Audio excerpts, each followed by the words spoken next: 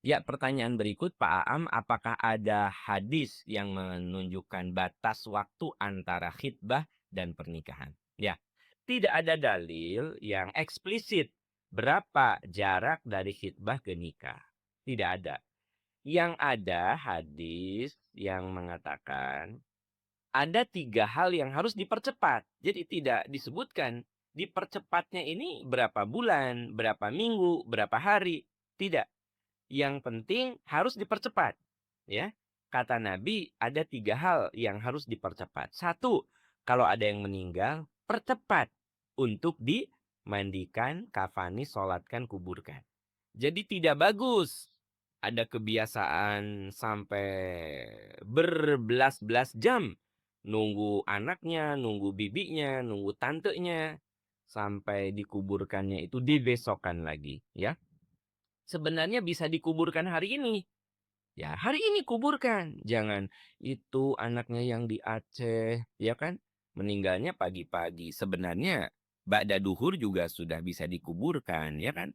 Atau sebelum duhur juga sudah bisa dikuburkan.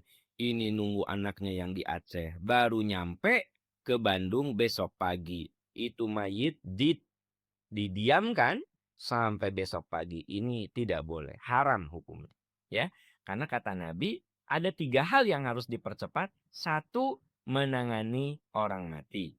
Ya, jangan dibiasakan untuk nunggu itu, nunggu ini. Ya, kalau nunggu yang sifatnya masih bisa ditoleransi sejam, 2 jam, oke. Ini ada yang sampai 16 jam, 15 jam, 24 jam.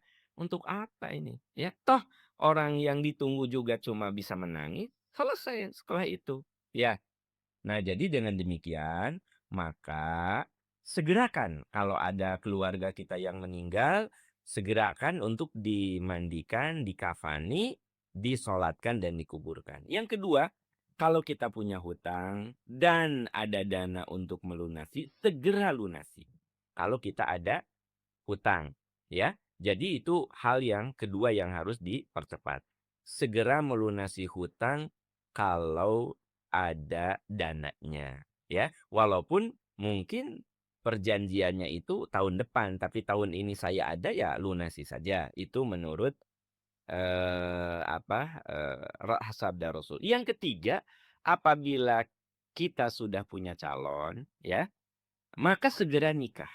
Nah ini, jadi adik-adik yang sudah punya calon, ya, nikah itu jangan nunggu mapan, karena nggak ada orang yang nikah, jarang sekali hari begini orang yang menikah dalam keadaan sudah mapan. Jadi jangan punya prinsip saya nikah kalau sudah punya mapan, kalau sudah mapan, udah punya rumah, udah punya mobil, udah ini segala macam. Itu sulit yang kayak begitu. Nikah itu harus dengan keberanian dan ketawakalan, ya. Kita tidak boleh nekat dalam nikah. Tidak boleh nekat. Harus ada pertimbangan-pertimbangan logik. Kalau saya nikah, saya masih bisa menafkahi, ya.